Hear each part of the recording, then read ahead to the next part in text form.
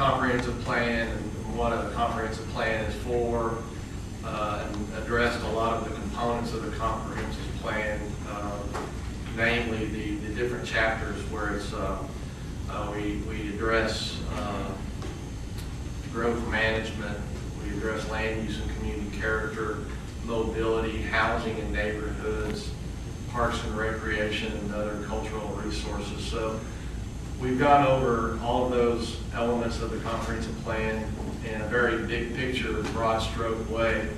What I wanted to do today is provide an opportunity just specifically to talk very quickly about the last chapter actually in the comprehensive plan, which is the implementation chapter.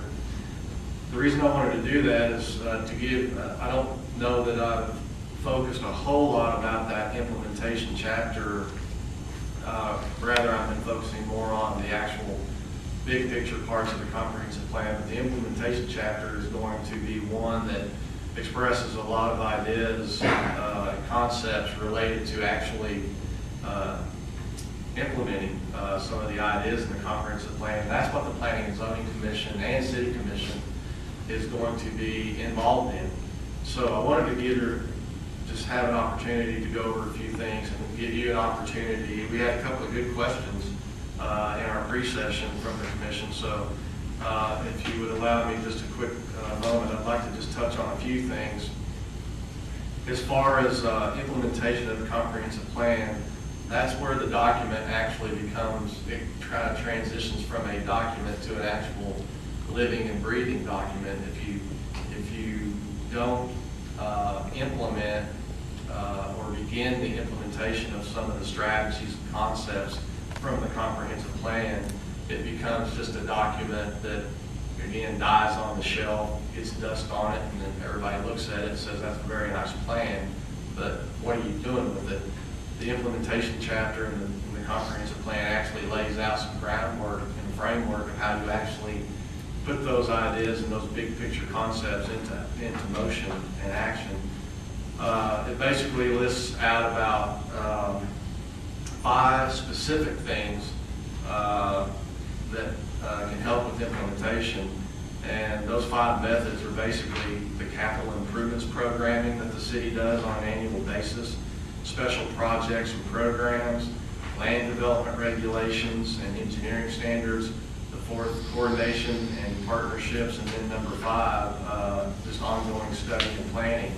So those are really the 5 basic methods that you can implement the ideas within the comprehensive plan. To give you an example, capital improvements program is very important. Every year the city puts together a budget on where it's going to be spending its money, and part of that budget process deals with capital improvements, roads, water, sewer, parks, all of those kinds of things.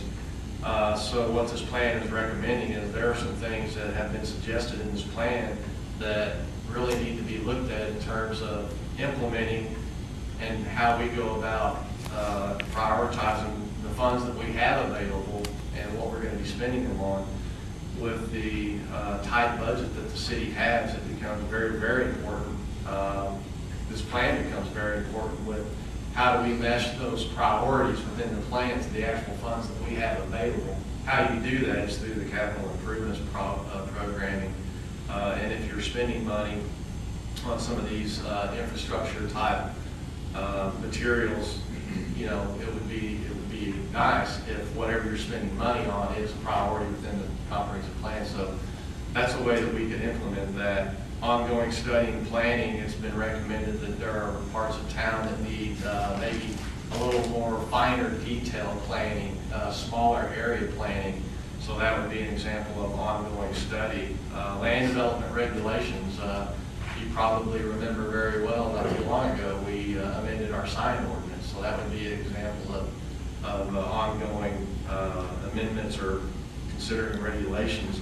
I thought a really good point that came up in our pre-session was the question, if we recommend adoption of this comprehensive plan, will that change any regulations or ordinances that are now in place? And the answer to that is no. There's really not anything within this comprehensive plan that is enforceable as an ordinance or a regulation of any type. What it does is just give us a general direction of where we would like to go in the future, according to all the input we've got and the research and the study that we've done. And what hopefully will happen is then we will take a look at all of our ordinances, policies, all those kinds of things that are enforceable, and maybe start looking at ways that if something needs updating or changing, we would want to change that as long as it's consistent with the goals of the comprehensive plan.